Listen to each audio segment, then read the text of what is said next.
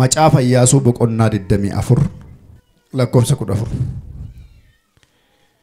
Amma gaa Waaqayyoon sodaadhaa, amanamummaa guutuudhaanis isaaf hojjedhaa. Waaqayyolii warraa abboonni keessan laga Efraates gamatti biyya Gibxitti hojjechaafii turan sanatti deebi'aatii Waaqayyoof hojjedhaa. Waaqayyoof hojjechuun isin duratti hamaa yoo fakkaate garuu Waaqayyolii warra abboonni keessan lagicha gamatti hojjechaa fi turanii fi yookiis warra kan Amorootaa isin biyya isaanii keessaa teessan kanaaf hojjettu yoo ta'e har'a eenyuuf akka hojjettan fo'adhaa. Garuu aniif manni koo Waaqayyoof hojjenna. Kadhanna. Haleluuyaa. Yeroo kadhannaati. Haleluuyaa. Yaada sodaa Waaqayyo qabu keessa galleetu kadhanna. Mee namoonni hundumtuu ayyaana keessaa galu. Natti dubbadhu. Na barsiisi. Sirraan baradha. Karaa dhugaasa ta'e jireenyicha natti agarsiisi. Jedhaatii Waaqayyoon kadhadha. Haleluuyaa. Ayyaana keessa galla. Amala koo rakkisaa naaf dandeesse. Jallinaa koo cubbuu koo firra keesse. Jaalala kee naraasaa moolmaa keetu. Akkan darbee jiraadhu gooteessitu. Utuma beektu waa'ee koo. Ama kata'ee karaan koo. Furuu jaallattee cubbamaa. Utuutii naannumnee nani nyaatamaa. Ameen. Warri cubbuun qabatanii yaadame harka mirgaa ol fuudhaati. Utuma beektu waa'ee koo. Hamaa kata'ee karaan koo. Furuu jaallattee cubbamaa. Utuutii naannumnee nani nyaatamaa. Amala koo rakkisaa naaf dandeesse. Jallinaa koo cubbuu koo firra keesse.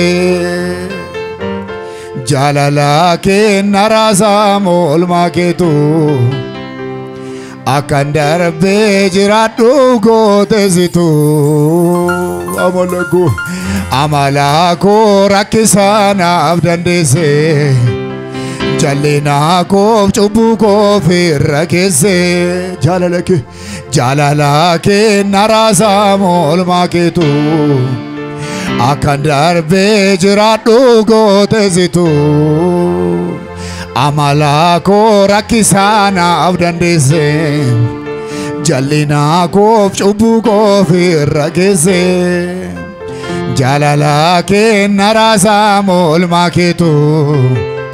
Akkan darbee jiraadhu gooteessitu. Harka ol kaasi. Adaraa ansittan kennadhe harka koo. Adara hormatti laatiin galfata koo. Adara kanaan hin balleessin seenaa koo. Adara naaf bareedu galgalli koo abbaa koo.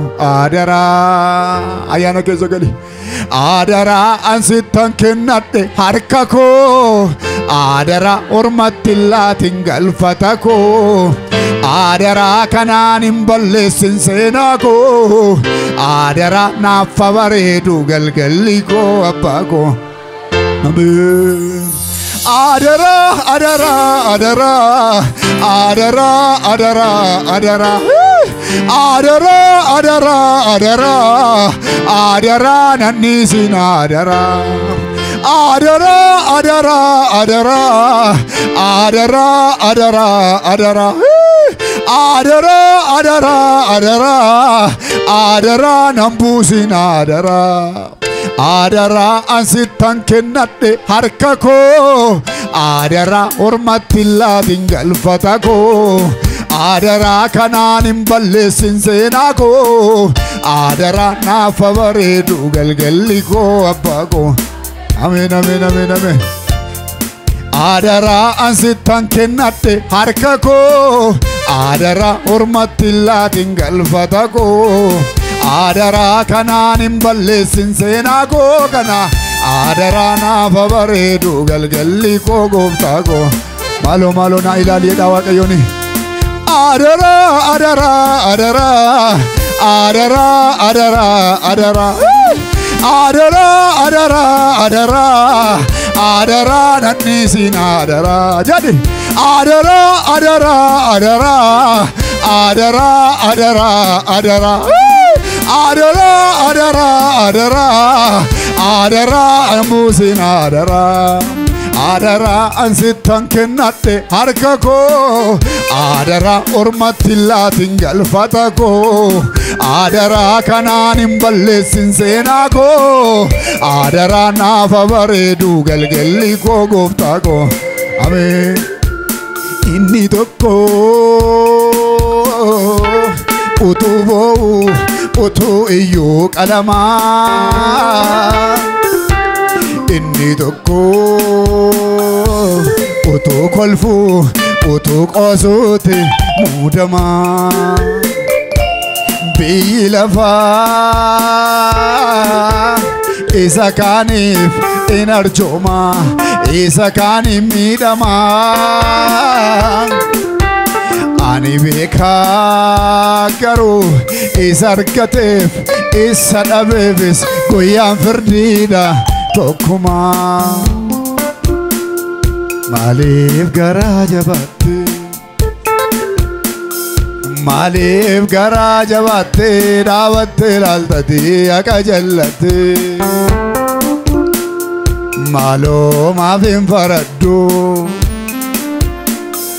maaloo maaf hin faraddu qaayiltuu abeeliin galaafatu. Dubbadhu murtii kennikaa. Dubbadhu murtii kenni Yesuusa qajeelu torri uumamaa. Amma yoomitti obsinaa Yesuus. Amma yoomitti obsinaa beekaa wallaalaattu boo'ee gongomaa. Hagaddi yoomnumaa harka ol kaasaa waan dura keenya jiruun beektanii. Barri wal jala fiigan dura keenya iraatii kadhadhaa Waaqayyoon. Amma kadhadhaame guyyaa wal jala fiigan tokko jira. Guyyaan dukkanaa. Guyyaa namni waan deebisu hin qabne jira dura kana Waaqayyo waan atti meera. Kadhadhaa sin harka keessan bal'isa. Amma waaqeffannaa dhufne waan ta'eef ofirraa bu'aa waaqeffannaa. Waa'een namummaa si bira sheetaa hartu sin ilaallatu. Waa'een nama biraa sin ilaallatu. Eenyummaa kee ta'e waaqeffadhu. Ofii kee Waaqayyoon walitti firoomsi.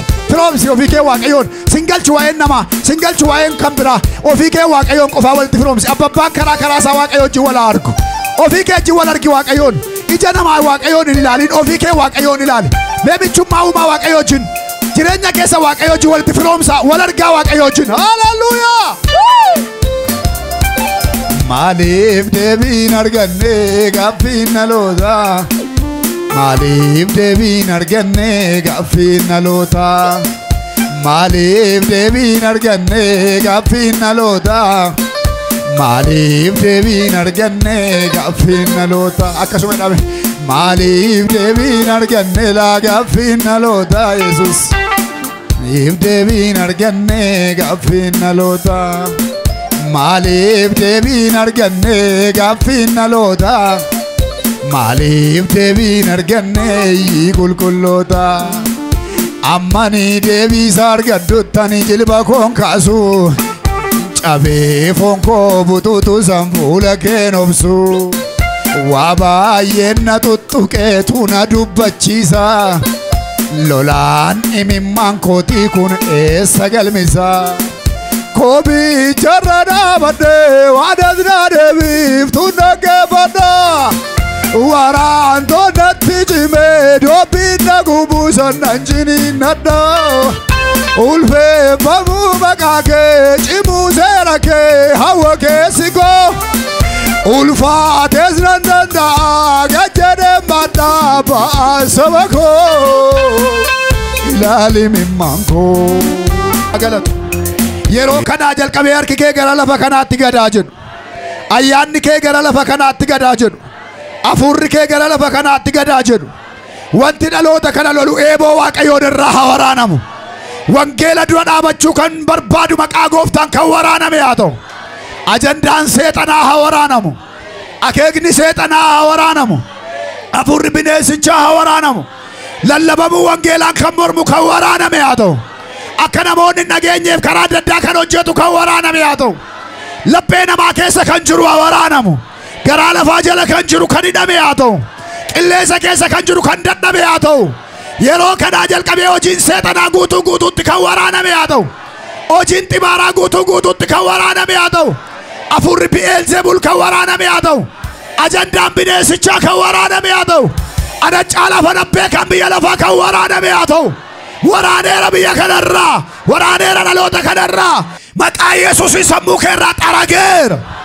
xarageera sammuu keerraa xarageera eebba keerraa xarageera nagaa keerraa xarageera mul'ata keerraa xarageera waan eebba kee qabee jiru ofirraa urgufaa wangeela nageenya dhabi ofirraa dhiiga hoolichaatiin dhabi mana keerraa dhabi jireenya keerraa waan ulfaataa kana lafanni bu'ee dhabi har'a galgala kana yeroo kanaa jalqabee sirraa dha'eera waaqayyo sirratti haama'u ibiddi wangeelaa sirratti haama'u afurri qulqulluun sirratti haama'u gooftaa afurri fooniif dhiigaa nutti hin dubbatin maqaa Yesuusiin hafuura kee kan cigaadu kamillee haa waraanamu na fakkaadhu saba keetti dubbadhu ulfina kee dhaloota kana gidduutti mul'isi hiikuun kan sirra jiru hiiki hidhuun kan sirra jiru hidhi ajjeesuun kan sirra jiru ajjeesi fayyisuun kan sirra jiru fayyisi billaan keenni qaramee dhufe kun hojii haa hojjetu ergaadhaan nu oola bagadana badiya nu gidduu deddeebii ergaadhaan nu gidduu deddeebii abiddaan nu gidduu deddeebii ayyaanaan laphee keenya isa akka dhagaa nu keessa baasii gati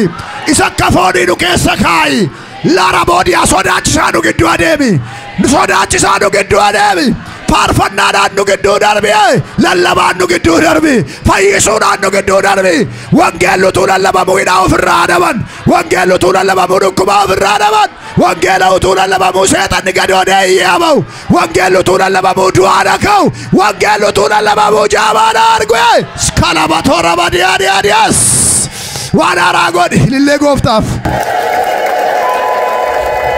Noora waaqayyo sina eebbisu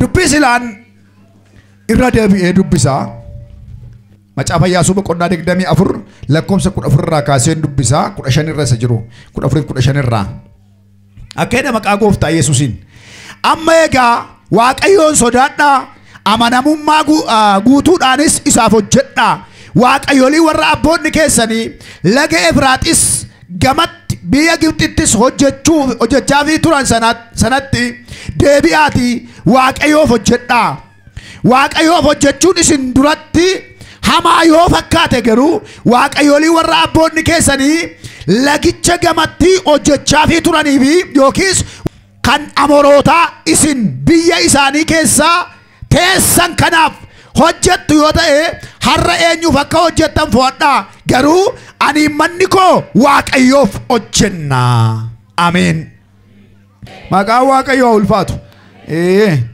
dubbii kanarra dhaabannee waaqayyoof hojjechuu kan jedhu irratti xiqqoo ishee isinitti dubbadhaa waaqayyoof hojjechuu iddoo kanatti yoo laalle karaa Iyyaasuu waaqayyoo saba isaatti dubbata Iyyaasuuni tajaajila isaa gara dhumaatti fideera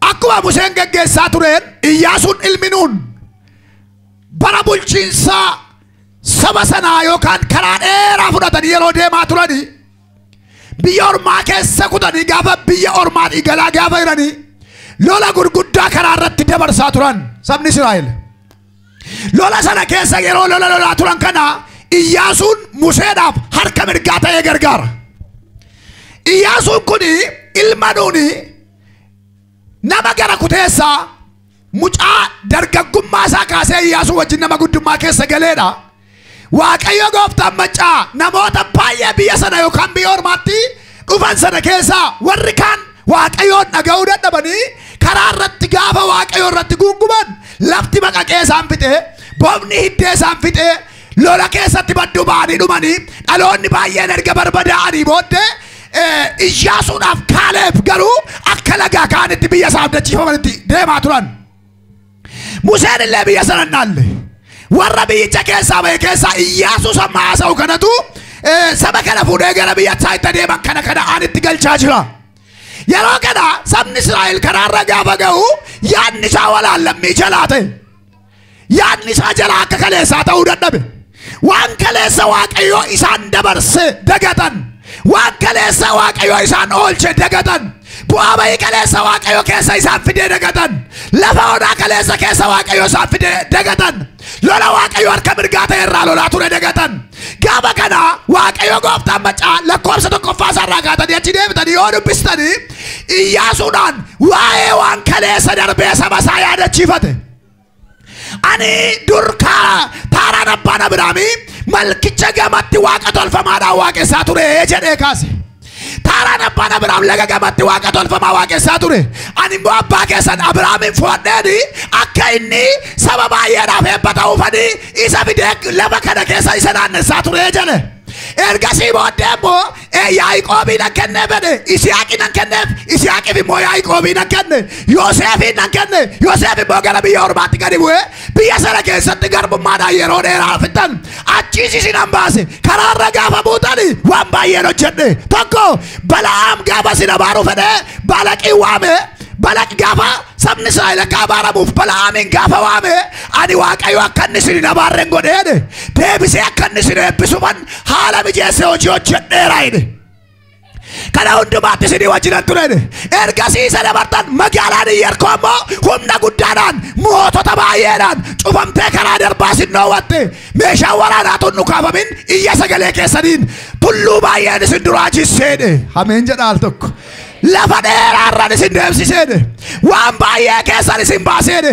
Yeroo isin beeloftan maannaa Waaqaa roobseedhe. Yeroo isin dheebottan bishaan isin obaaseedhe. Gaafa galaanni karaa darbaa isin dhoowwate Yordaanosiin galaana diimaa gargar kuteen keessa isin ceesiseedhe. Yeroo mootonni karaa irratti isin lolan karaa irratti isin irraa lolaan tureedhe. Gaafa mandaraan Aayi dhaloota baay'ee badduu baaftee harka keessanitti dabarsee kenneedhe. Lafa onaa meeqa wajjin dabarre saba koodhe. Lafa duwwaa meeqa keessa wajjin qaxxaamurre. Ani Waaqayyo isinii wajjiniin ta'eera guyyaa utubaa duumessaan galgala immoo utubaa ibiddaatiin ifa ta'een isin geggeessaa ture. Ani Waaqayyo gooftaan macaa isinii wajjin ta'eera Waaqayyo keessan anaa jedhe Waaqayyo. Ameen jedhame. Nan dagatinaa jedhe. Ani Waaqa isa gaafas lafa onaa keessa barahaa keessa lafa duwwaa keessanii wajjin jooru sanaadha. Nan dagatinaa. Gaafa wallaansoo ka'e ani isinirraa cabsaan ture. Gaafa lolli baay'ate isinirraa cabsaan ture. Gaafa abiddi rakkinaa babaa'e isinirraa dhaamsaan ture. Gaafa qilleensi ka'e gaafa isinirraa gochaan ture. Gaafa beellammaate maannaa isin sooraan ture. Gaafa bishaan dhabdanii dhagaa rukuteen bishaan baasaa ture. Gargaarsi koo isinii wajjin jira. Ameen jedhame. Sabichi garuu gargaarsa Waaqayyoo irraanfatee madaa'uu isaa duwwaa laala. Sabichi garuu waa'ee madaasaa malee waa'ee gargaarsa Waaqayyoo yaadatu. Yeroo baay'ee dhaloonni keenya dhaloonni baay'een barumaarraallee gargaarsa Waaqayyoo caalaa rakkina isaa yaadata. Lafa Waaqayyo kaleessa isa baase caalaa lafa itti kufe yaadata. Kufuu kee dinqiitu hin taane ka'uu kee dinqiidha. Nama baay'ee kufee achitti hafe waan ta'eef. Baduu keetu dinqiitu hin taane badiisa keessaa deebi'uu kee dinqiidha. Cabuu kee dinqiitu hin taane deebitee fayyuu kee dinqiidha. Kan si cabsu seexana yeroo ta'u kan si fayyisu immoo ilma Waaqayyooti. Ameen. Haleluuyaa. Kan dinqisiifatamee galateeffamu isa si cabsetu hin taane isa cabaa kee fayyiseedha. Kan dinqisiifatamee galateeffamu isa si rakkise utuu hin taane isa rakkina keessaa butee si baaseedha. Inni si rakkise saamaa sanaadha. Inni rakkina keessaa si baase immoo ilma Waaqayyooti. Maqaa Waaqayyoof galanni dabarree haa ta'u. Haleluuyaa. Kana keessan isin dabarsee isin fideedhe. Yeroo dhuftan immoo warri ormaa karaa isinitti cufaniidhe. Biyya dhaala keessan isin nabdaniidhe. Biyyi dhaala keessan isin nabdani warra Yebuusotaa, warra Heetotaa, warra Amorotaa, warra Amoonotaa, warra Me'uunotaa. Dhaloonni garaa garaa walitti dacha'anii biyya keessan gaafa qabatan soonsatti naqeen biyyicha keessaa ari'ee ishee yaaseedha. 14:12 fudhattanii ilaaltan soonsatti naqeen 24:12 Iyyaasuu macaafa Iyyaasuu 24:12 soonsatti naqeen biyya sana keessa ari'ee ishee yaase fuula kee dura meeshaa waraanaa malee si dura geggeessi saba lakkoofsa qabne fuula kee dura ari'ee baase. Ani Waaqayyo gooftaan macaa waa'ee kee hojii gurguddaa hojjedheera jedhe. Yeroo Waaqayyo akka raawwatu Iyyaasuun taraasaa dubbii jalqabe lakkoofsa 14 dhagaye. erganni kana dubbate booddee yaa saba Israa'el oh waan tokko isinitti himuu barbaada. Laga Efraaxiis gamatti waaqa tolfamaa abboonni keessan hojjechaa fi turaniif hojjettu moo Waaqayyoof hojjettu? Har'a foonnaa keessan adda baafadhaa eenyuuf hojjechuu barbaaddu jedhe? Eenyuuf hojjettu? Eessatti hojjettu? Akkamitti hojjettu? Maal hojjechuu barbaaddu? Haalli hojii keessanii maali?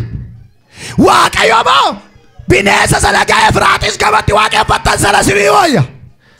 Eessatti akka hojjettattu sinitti tola? Akkamitti yoo hojjettan garaa singaa?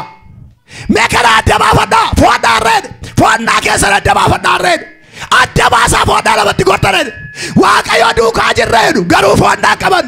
Waaqayyo duukaa deemaa jiru garuu waan hojjetaniif adda baafanne. Waaqayyo namatti ergee abbaa hojjettuuf adda baafadhu jedhe. Harka wal qaba abbaa hojjettuuf adda baafadhu waliin jedhaati. Jedha abbaa hojjettuuf adda baafadhu jedha. Maqaa gooftaa Yesuusiin adda baafadhu har'a. Haleluuyaa. Adda baafadhaa anaan manni koo garuu murtoo qabnaa jedhe Iyyaasuun. Anaan manni koo dhuunfaadhaan Waaqayyoof hojjenna. Anaan manni koo dhuunfaadhaan Waaqayyoof dhiibbaa humna. Anaan manni koo Waaqayyoo wajjin hojii guddaa hojjechuuf qophiirra jirra. Isin garuu foonnaa keessan beekaa jedhe. Gara gadi isaa yoo laaltanii Waaqayyootu nu gargaaree jedhan sabni Israa'el. Waaqa ormaaf hojjechuu hin dandeenyu jedhan. Waaqa ormaaf kurkuruu hin dandeenyu jedhan. Lafa onaa keetti nu gargaareera jedhan. Waaqa ormaa nu biraa ciree fixeera jedhan. Diinota keenya xarageera jedhan. Bu'aa bahii rakkinaa kee nu baaseera jedhan. Isa dhiifne eenyuuf hojjennaa jedhan. Waaqayyo nurraa fageessu waaqa ormaaf hojjechuu jedhan. Harka ol kaasaa. Waaqa ormaaf hojjechuu Waaqayyo nurraa fageessu jedhaa kaa. Yoo sitti tolateetti dabaladhaa. Waaqayyo ormaaf hojjechuu sirraa fageessu. Eenyutu Waaqayyoof hojjeta? Mee waan kana xiqqeessinee ilaalla. Waaqayyoof eenyutu hojjeta? Waaqayyo eenyuun hojjechiifata? Yeroo tokko Waaqayyoof hojjechuun warra madirakii irraa duwwaa jedhanii kan yaadan lakkoofsa qaban. Waaqayyoof hojjechuun warra dibaman qofaa jedhanii kan yaadan lakkoofsa qaban. Isaan keessaa warra famanidha malee Waaqayyoof wanti hin hojjenna hin jiru. Sirriidha waamichaan dhufan warri faarfatan liyyuu xirri warreen yookaan immoo waamicha addaa waan warreen yookaan special call jenneessa waamnu sana warra qabanidha. Haa ta'u malee isaan duwwaatu Waaqayyoof hojjetanii daangessuu miti. Waaqayyoof kan hojjetu saba Waaqayyo uume hundumaatu isaaf hojjeta. Saba Waaqayyo uume namoota lubbuu qaban nama ta'anii ol kaanii kan deeman jaarsiin hojjeta, jaartiin hin hojjetti, ijoolleen hin hojjetti, namni guddaan hin hojjeta, dhiirri hin hojjeta, dubartoonni hin hojjetu. Waaqayyoof nama kan ta'e hundumtuun hojjeta. Dhalli namaa kan uumame Waaqayyoof akka hojjetuun malee Waaqayyoon akka galateeffatuun malee waan biraatiif hin uumamne. Biddeen nyaachuuf hin uumamne dhalli namaa. Hojii hojjechuuf hin uumamne. Wal fuudhuuf hin uumamne. Karoorri Waaqayyoo dhala namaa uumeef akka bulchuuf akka Waaqayyoon galateeffatuuf ture. Waan uumame sana jechuudha malee waan uumu dhalli namaa waan hin qabneef. Isaayyaas 43 lakkoofsa 21-22 nan dubbisa. Akka jedha. Saba kana ofii kootiif uummachuun koo akka inni na galateeffatuuf ture. Haa ta'uyyuu malee yaa Yaaqoobati ana waan manne yaa Israa'eelati na yaadachuu iyyuu hin dadhabdee jedha. Saba kana uummadheef akka inni na galateeffatuufi. Waan biraa akka godhu miti akka na galateeffatuuf. Kanaaf macaafni qulqulluun maal jedha? Yeroo hundumaa gooftaatti gammadaa. Ammas irra deebi'ee nan jedha gammadaa jedha. Akka inni galateeffatuuf eessatti yeroo rakkinaa, eessatti yeroo abdii kutannaa, eessatti yeroo farkaa dhabu, eessatti yeroo harka ofii keessa waan hundumtuu dhabu, yeroo firri nama dhiisu, yeroo lammiin nama dhiisu, yeroo qomoon nama dhiisu, yeroo hundumtuu nama dhiisu Waaqayyoon akka galateeffannuufi. Dhalli namaa galateeffachuuf sababa lakkaa'uu miti. Huuba funaanuu miti. Waaqayyoota akkas na godhe. Waaqayyootu akkas na godhe. Waaqayyoo na cabse. Hojii na dhoowwate. Dhala na dhoowwate. Gaa'ila na dhoowwate. Jireenya na dhoowwate. Nama natti taphachiise. Akkas godheen Waaqayyoo waan hundumaatti gara ammeenyaatti waamna. Kan dhala si dhoowwate. Kan si hiyyoomse. Kan si rakkise Waaqayyoo utuu hin taane seexana diina keeti. Waaqayyoo rakkina kee nama baasa. Ameen. Waaqayyoo gargaaraa ta'uun isaa beekameera jedha wangeelli. Gargaaraa jedha malee rakkisaadhaan jedhu Waaqayyo. Rakkina tama baattu kana seexana sirra kaa'e malee Waaqayyoo miti. Rakkina amma sirra jiru kana kan sirra kaa'e saamaa sana. Rakkina amma mana keerra tuullame ijoollee keerra kaa'ame sanyii abbaa keerra kaa'ame kana seexana sirra kaa'e. inni sirraa kaasummoo waaqayyo gooftaa macaati. Yeroo baay'ee namni yeroo hundumaa himannu waaqayyo. Yoo rakkanne waaqa komanna, yoo beelofne waaqa komanna, yoo dhabne waaqa komanna. Maaliif yoo jettan waan waaqayyo nu rakkisee nutti fakkaata. Waaqayyo nu rakkisuun karoora isaa miti. Karoorri nama rakkisuu kan qabu seexana. Ishoo birra yaada kee keessennaan eeyyee dhaqee rukutee tortorsee madeessa si gadaatti. Tortorsuun madeessuun yoomsuun rakkisuun toora keessaa baasuun kan seexanaati. Malee kan waaqayyoo miti. Waaqayyoon rakkisuun ajjeesu toora kee adaban baasu. Waaqayyo gooftaan ba'aa namarraa kaasa. Ulfinni Kiristoos ilma waaqayyoof haa ta'u. Haleluuyaa.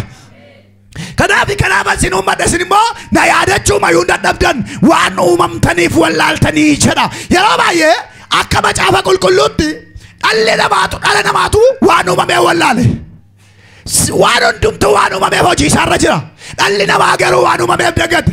Kanaaf waaqayyo gooftaan macaa waan bineensa lagaa uumuun hangaabbe hin jenne. Bofaan hangaabbe hin jenne. Abaaketaan leencaan hangaabbe hin jenne. Waaqayyo gooftaan macaan hangaabbe kan jedhe ilma namaatiin. Nama uumuu kootti nan gaddaa jedhe. Baay'ee gaabbetuun uumamne ta'ee gaariidha jedhe. Maaliif akka jedhe yoo jettan waan uumamee wallaale. Bulchee dhamee jennaan ni edanitti kennamnaan bulchuu wallaale waan ta'eefi. Bara keenya irraa fakkaata. Inni baranneef hin hojjennu gargar. Lammaffaani uumama adda addaatu isaaf hojjeta. Waaqayyoof nama alatti jechuu kooti. Warra lubbuu qaban, warra lubbuu hin qabne, warra jiran, warra hin jirre, waan mul'atu waan hin mul'anne waaqayyoof hojjeta. Fakkeenyaaf Iskeel 37 yoo ilaalle qilleensi waaqayyoof hojjeteera. Qilleensa dhufee lafeetti butee morgaatti buteedha. Qilleensi waaqayyoof hojjeteera.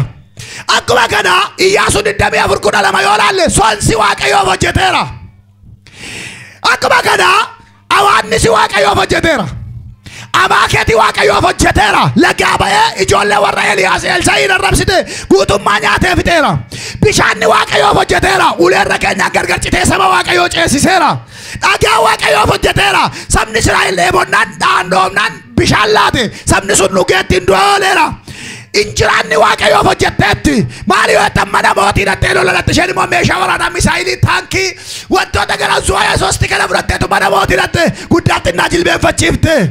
Loltoota jajjaboo edee waama wangeelli warra kana. Inni taanu fattee waaqayyoof hojjetteetti lola dhatte mana mootii dhatte. Alli mootii fattee manni mootii fattee sireen fattee golli fattee qodaan bukoo fattee gola mootii kee qaraaf fattee nama saalfattu baarrii bannaan fattee baarrii cumnaan fattee rafnaan fattee deemnaan fattee waaqayyo sirraa kaasuu hafuura akkasii ameen jettaa laata. Inni taanu waangoodhaan waangoo waaqayyoof hojjetteetti waangoo jechuun jeedala. Eegee isheetti abiddi dhamee minaan warra Filisxeem gubdee balleessiteetti.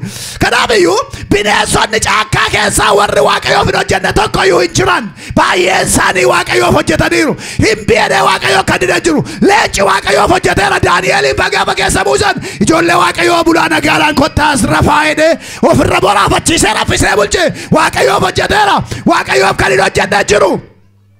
Wanti waaqayyoof hin hojjenne, wanti waaqayyoodhaaf kan hin jenne, ulfina waaqayyoo kan hin mul'ifne tokkoyyuu hin jiru. Egaa dhalli namaa maaliif adda ta'e waaqayyoof hojjeta? Yookaan immoo maaliin hojjeta waaqayyoof dhalli namaa? Gaggabaabsaan jira. Ilaa dhalli namaa maaliin waaqayyoof hojjeta? Maaliin hojjenna waaqayyoof? Mee qottaasa kana ilaallaa. Biddeen nyaanna, bishaan dhugna, ofii keenyaaf fiigaa oolla. Ijoollee keenyatu beelaa, mana keenyatu qullaataa, hojjechuun dirqama. Yoo hojjenne malee buddeena nyaannu. Hojjechuun mootummaa waaqayyoof utuu hin taane biddeen nyaachuuf gargaara. Biddeen nyaachuudhaaf gargaara. Kanaafiyyuu maaliin yoo hojjenna waaqayyoof? Mee maaliin hojjetta waaqayyoof? Dargaggeessi maaliin waaqayyoof hojjeta? Jaartiin maaliin waaqayyoof hojjetti? Jaarsi maaliin waaqayyoof hojjeta? Abboonni maaliin waaqayyoof hojjetu? Dubartoonni maaliin waaqayyoof hojjetu? Uumamni nama ta'ee dhalate hundinuu waaqayyoon karaa kamiin hojjetaaf? Maaliin hojjetaaf waaqayyoof? Maaliif immoo hojjeta kan jedhu? Torbee maaliif akka hojjetu ilaalla? Garuu har'aa maaliin akka hojjetu ilaalla? Maaliin hojjeta? Tokkoffaa irratti humna isaatiin waaqayyoof hojjenna. Fakkeenyaaf amma humna keenyaan waaqayyoof hojjenna. Humni keenya kan waaqayyooti. Yeroo hundumaa qabeenyaa keenya keessaa wanti kan keenya ta'e hin jiru. Qaamni keenya kan waaqayyooti. Humni keenya kan waaqayyooti. Dubbii waaqayyoo keessaa seera keessa deebii boqonnaa jaala lakkoofsa 5 irraa ka'eedha. Ati Waaqayyoon gooftaa kee garaa kee guutuudhaan humna kee guutuudhaan jaalladhu.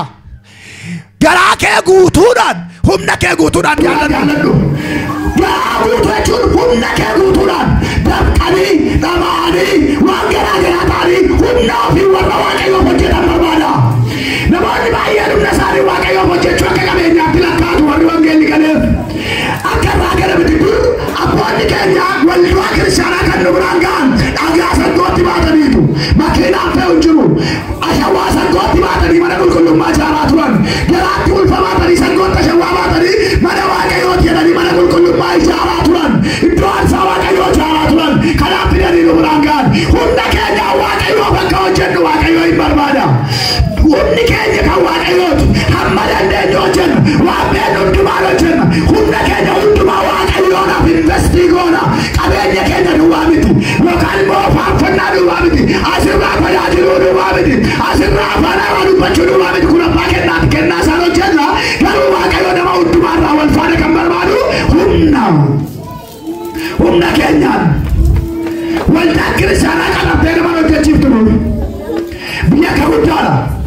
Ammatu jaarsonii kanarree hojjechiifna jedhanii amantoonni dubbii kaasu. Maaliif yoo jedhan humna keenyaan hojjenna jedhu.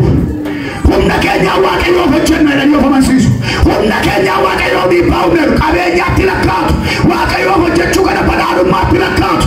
Warri humna isaanii Waaqayyoof hojjetan baay'ee isaanii jiru. Fakkeenyaaf diyaaqonoonni as keessa gugguufan mana kan xaragan waan garaa garaa kan hojjetan hojii ogummaa adda addaa kan hojjetan kun warra humna isaanii Waaqayyoof aarsaa godhan kaffaltii malee. Waaqayyoo warra hojjetan warra kana Waaqayyoo waaqarraa hin ilaala. Yeroo tokko tokko maasii Waaqayyoo keessa oollee gaafa gallu waan Waaqayyoo nu ilaalu nutti hin fakkaatu. Waaqayyoo garuu nu ilaala. Ani jedhame gatiin keenya Waaqayyoo duratti guddaa ta'a. Macaafa lallamaa boqonnaa 9 lakkoofsa 10 akkasidha. Wanta harki kee hojjechuu beeku hundumaa wanta harki kee hojjechuu beeku hundumaa humna kee guutuudhaan hojjedhu. Iddoo lafa jalaa lafa dhaquun jirtu sana hojjechuun itti yaadanii waa qopheessuun beekumsi ogummaanis hin jiru jedha. Irra lafaarratu jirtu har'atu yeroo qabdu hojjedhu Waaqayyoof. Yeroo duutu lafa jala hojiin hin jiru. Mana ijaaruun lafa jala jiru. Waldaa ijaaruun lafa jala jiru. Kanaan hojjedhaan wanti lafa jala jiru. Faarfannaan hin jiru. Waa yaaduun hin jiru. Waa karoorsuun hin jiru. Waa qopheessuun hin jiru. Yeroo si jala darbinii si jala macaafni kun. Haleluuyaa. Waan harki kee hojjechuu beeku hundumaan humna kee guutuudhaan hojjedhudha. Du'atti deemaa hin taane lafa dhaquuf itti deemaa jirtu kana hojiin hin jiru. Walqabaa lafa dhaquuf itti deemaa jirtu kana hojiin hin jiru. Dhugaa Yesuus jedhama. Itti dabalaa beekan tokko. Yaraaf dabalaa ammas. Yaada eessa dhaqaa? Era karena dia tiada. Itu lah kata tiada. Gimana kau itu? Itu lah pacaran kau itu ada okey. Itu lah pacaran dua kau itu. Halkan pokok yang dulu. Bangki umur ini nyarati dunia tu kebawan. Amma bangki umur kan tadi, amma bawa tadi berjadi. Irisa mulai terbalai tadi. Umur ini kira kan nasai. Lalu tadi macam lapati wamperat itu tadi gara dua tiga air. Manim jenang itu tadi macam tu kana ojjechun amaun waan berapa tu itu humna ke butuh Waaqayyo ojjechu jalan butuh Waaqayyo. Maka Waaqayyo kan eebbifamaa haa ta'u. Ini lammaffaan beekumsa keenyaan Waaqayyo hojjenna. Beekumsi keenya murteessaa yeroo baay'ee kana dubbata dhiyoo deddaatti kiristiyaanonni beekumsa qabaachuun murteessaadha. Maaliif Waaqayyo ittiin hojjetu waan ta'eef. Beekumsi murteessaadha waldaa kiristaanaa keessatti. Beekumsi murteessaadha naannoo iddoo aarsaatti. Beekumsi murteessaadha amantoota biratti. Waa beekuun, barachuun, dubbisuun, qabaachuun, danda'uun, hojjechuun murteessaadha. Warri ogummaa adda addaa qaban illee ogummaa isaanii mana Waaqayyoo hojjetu. Inni ogummaa mana ijaaruu beeku ogummaa isaa sanaan. Inni ogummaa dhiishoo hojjechuu beeku ogummaa isaa sanaan. Inni dukula shanii adda addaa hojjechuu beeku ogummaa isaa sanaan. namni hundinuu ogummaa isaatiin waaqayyoo hojjeta. Ogummaa isaatiin maal jedha? Beekumsa kee hundumaa waaqayyoo hojjeteera. Dandeettiin sammuu waaqayyoo hojjechuu dhiibbaa qaba. Beekumsi dhiibbaa qaba. Ogummaa hundarra qabdu dhiibbaa qaba. Warri teessanii waa kirrii dhala fudhanneessan ogummaadha mana waaqayyoo dhiibbaa qaba. Hojii adda addaa warri beektan ogummaadha. Hakiimonni yoo jiraatan ogummaadha dhiibbaa qaba. Namoonni waan garaa garaa irratti barbaatan hundinuu waaqayyo keessaa qoode qaba. Maaliif ogummaa keenyaa waaqayyoo hojjenna. Beekumsa keenyaa waaqayyoo hojjenna. Dandeettii keenyaa waaqayyoo hojjenna. Fakkeenyaaf ogeessi fayyaa waldaa kiristaanaa keessa yoo jiraate haadha hiyyeessaa waldaa isaa keessa jirtu tokko yoo gargaare kun waaqayyoo hojjete jedhama. Waaqayyoo hojjete. Namni qabeenya qabu tokko waldaa kana keessa yoo jiraate haadha hiyyeessaa waan nyaattu dhabdi halkan tokko yoo bulche waaqayyoof liqeesse jedhama. Waaqayyoof liqeesse jedhama. Waaqayyoof kennuudha. Maqaan waaqayyoo kan galateeffame haa ta'u. Qixuma qina jirutti dhiibbaa humna. Beekumsa keenya irraa waaqayyoo fudhata. Dandeettii keenya irraa waaqayyoo fudhata. Waan qabnu hundumaa irraa waaqayyoo fudhata. Inni sadaffaa inni dhumaa qabeenya keenyaan waaqayyoo hojjeta.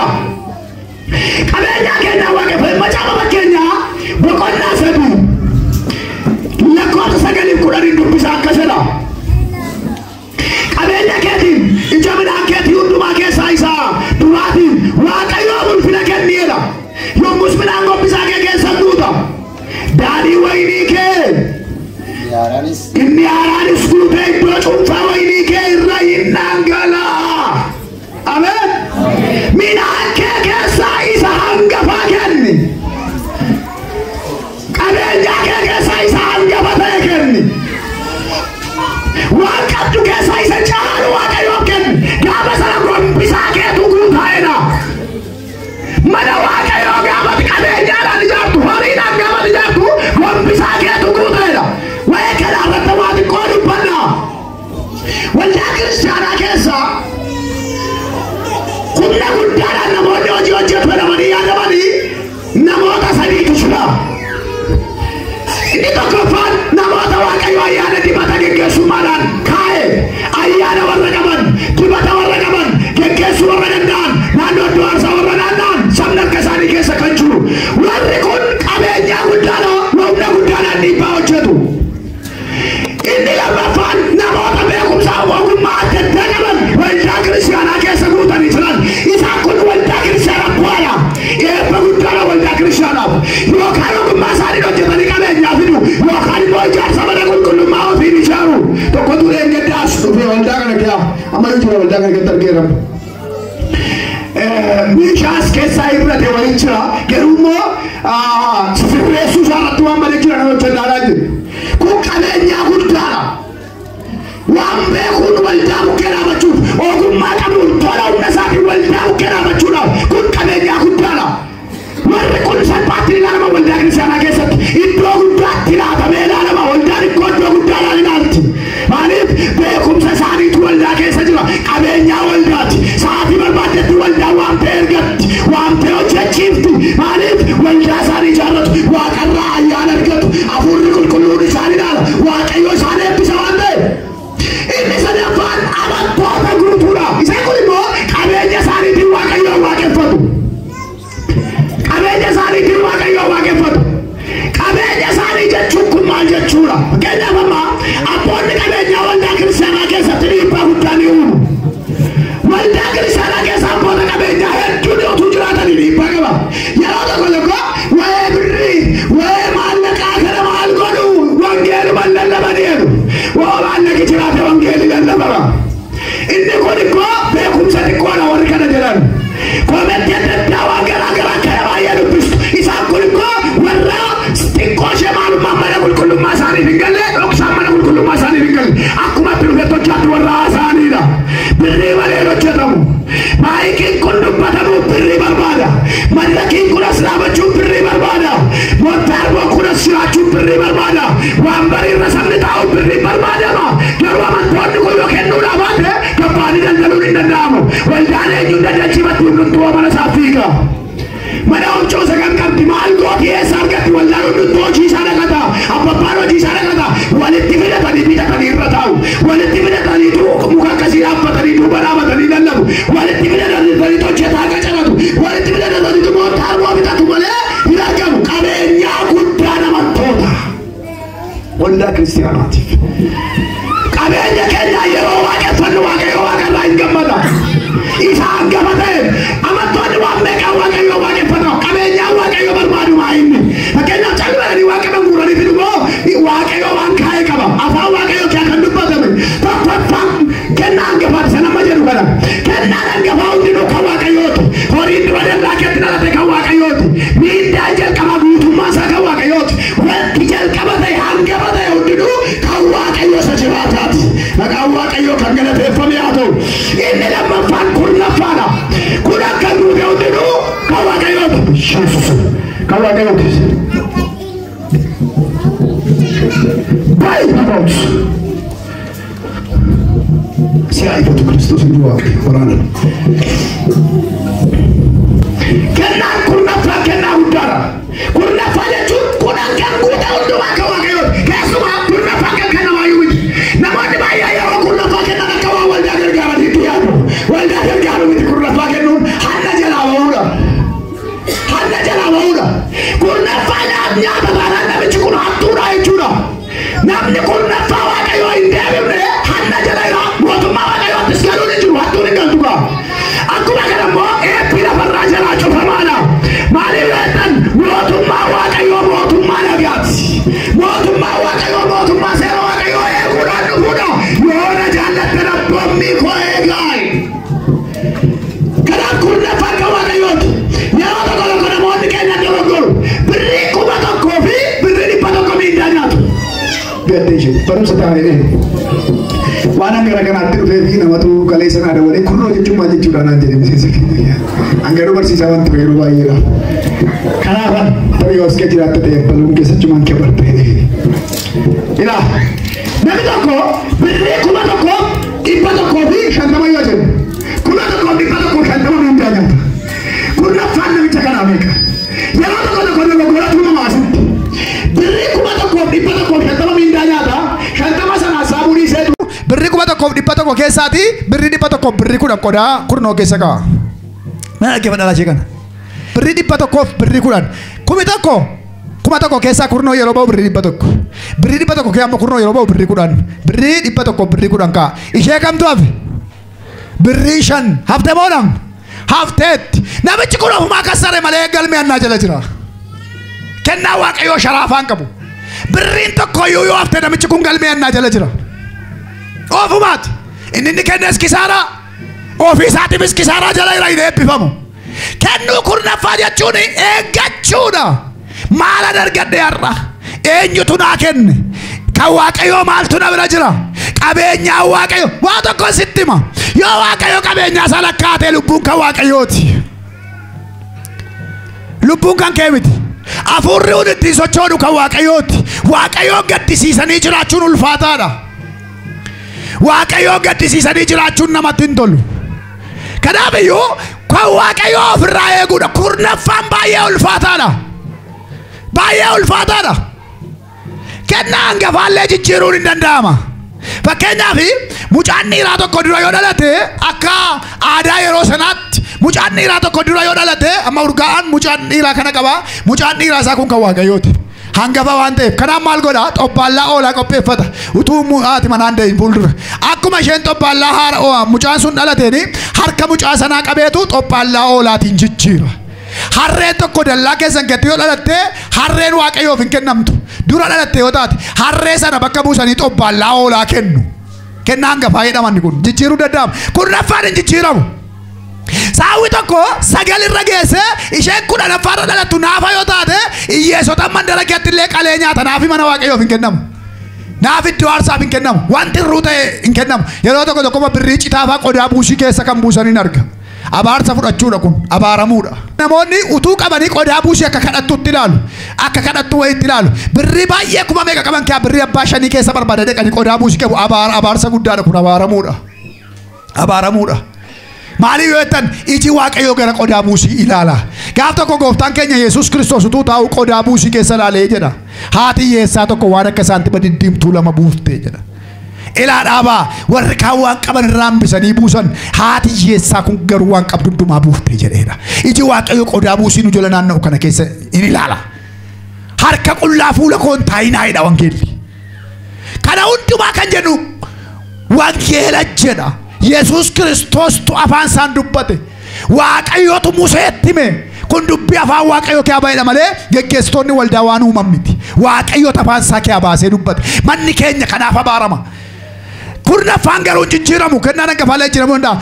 Inni sadaffaan kennaa tolaati. Kennaa tolaa jechuun namni tokko qaawwa waldaa kiristaanaa ilaalee waldaa kiristaanaa kun qaawwa qabdi yoo taate ofii isaa utuu nama hin gaafatin shat godhee waan akkasii cufuu barbaada. Obboloonni keenya tokko lama gaarajaa kana qayyaramuu qabatanii gaaf tokko fakkeenyaaf hin fudhe ofiima isaanii bitanii fidan waan akkasii kana jechuudha. Callisaniidhuma bakka ilaa kuloo kanan gola ija koo duratti dabbare kanan ofii koo hojjedha. Kennaa tolaati. Tolaa warra kenne qaawwa mana Waaqayyoo ilaalanii waa godhu. Ka'een ogummaa koon kana hojjedha. Ka'een beekumsa koon kana hojjedha. Waan bariin akka itti taa'u kun sirrii miti. Ogummaa keenyaa waa goone warra ogummaa qaban kennaa tolaati. Kennaa tolaati. Waaqayyootti gammada. Yeroo baay'ee kennaa tolaan mana qulqullummaatu ijaarama. Museedhaan akkana Waaqayyo waan sabni kun qabu gaafadhuuti waan gati jabeessa malee immoo harkaan fuudhinedha. Warqee meetii waan gurguddaa ta'e callee gati jajjabeessa qofa harkaan fuudhisa kan jedhe. Sabni kun callee warqee mormarraa yaasee mormaadha manaasaarraa warqee gurraadha manaasaarraa warqee guuree mana qulqullummaatti fudhatee fiige. Mana qulqullummaa ijaaruudhaaf yeroo ga'u hingaa haadhii isaa jedhe nurkaa fuudhi jedhanii iyyan sabicheedha. Eebba keenya nurkaa fuudhi. Ittiin mana Waaqayyoo ijaarraa nurkaa fuudhi. Ittiin iddoo aarsaa ijaarraa nurkaa fuudhi jedhanii Museetti iyyan. Mee hubadhaa.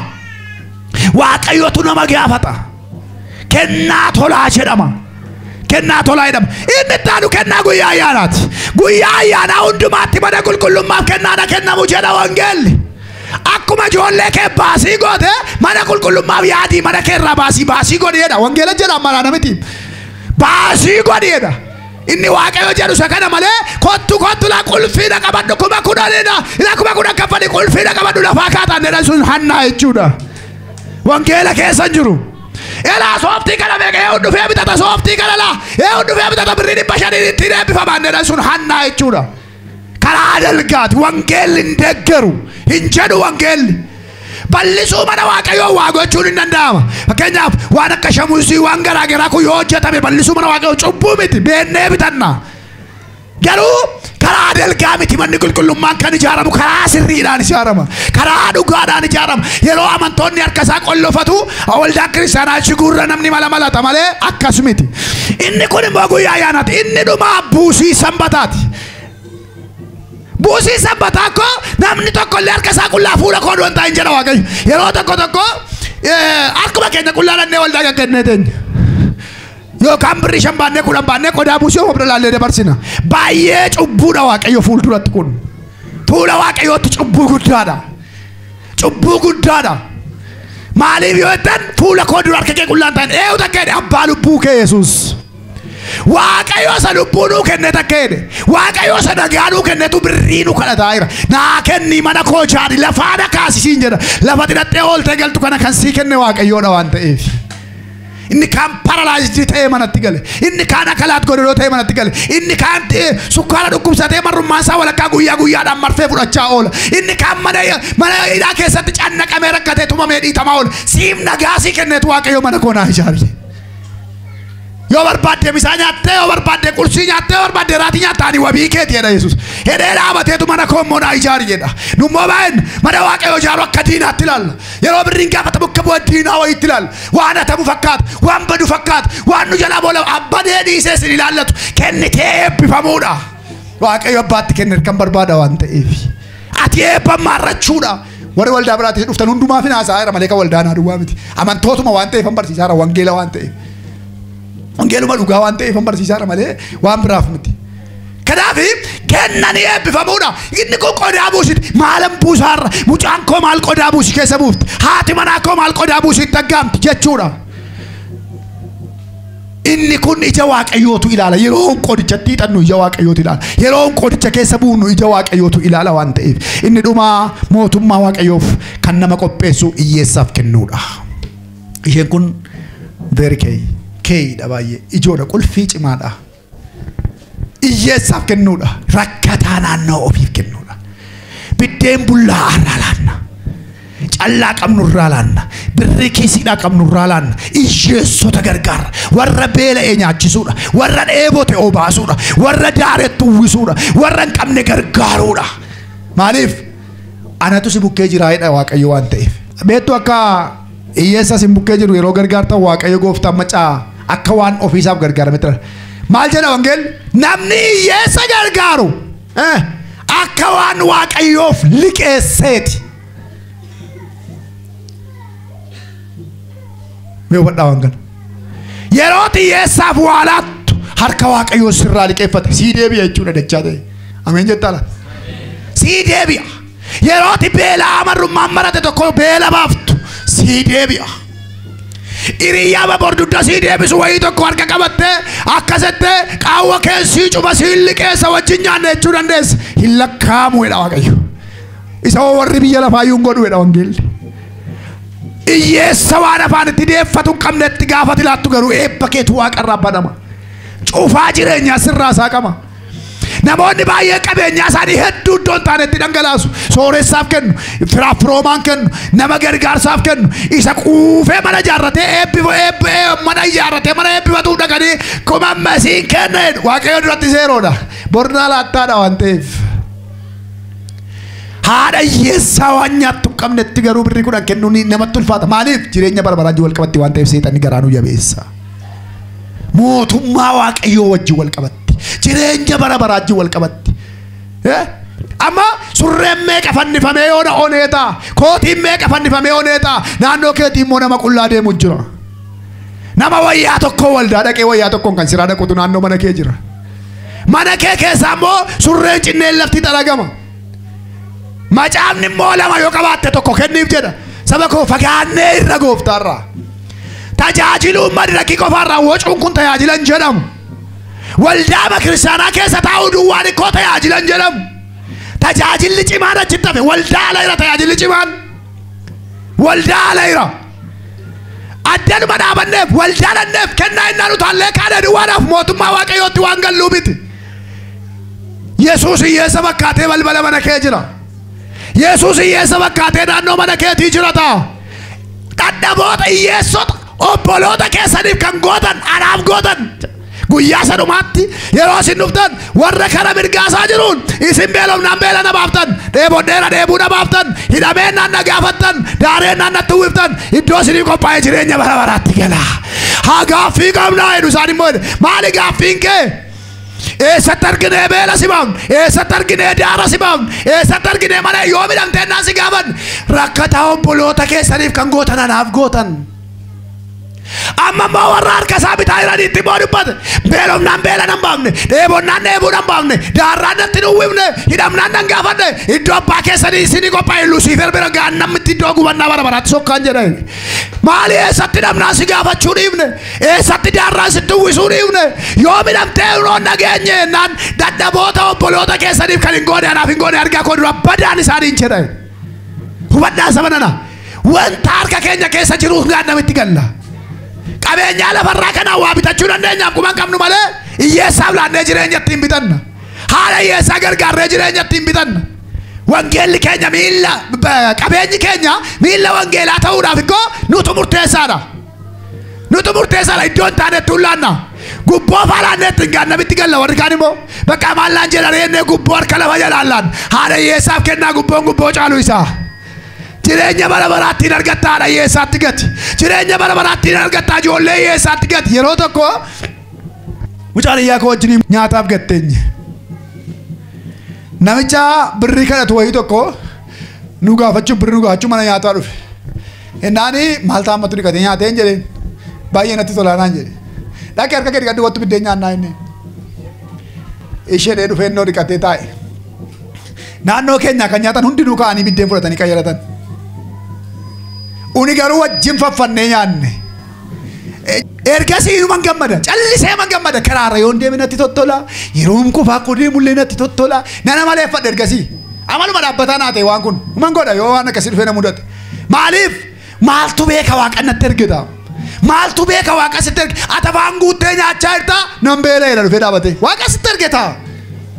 Ati qabdaa kaffalattee nyaatte waan nyaatu dhabee nan beela'e siin jedhee waaqa sitti ergita. Yoo si bukkeetti illee ta'u ta'e garaan namaa tokko miti. Cubbuu miti wajjin nyaachuun dirqama miti.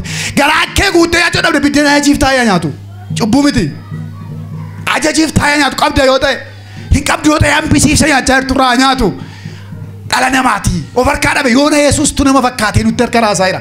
Yesuustu nama fakkaatee ittiin nu qoruu dhufe ta'a waan ta'eef. Mootummaa Waaqayyoo faa jiraan. Mootummaa Waaqayyootiif. Waaqayyoof hojjechuun keenya cuunfaasaa kan mootummaa Waaqayyoo ta'uu qaba. Humna keenya, qabeenya keenya, beekumsa keenya yeroo jennu cuunfaasaa maal ta'a? Mootummaa Waaqayyoo ta'a jechuudha. Maqaan Waaqayyoo eebbifamu. Kanaan.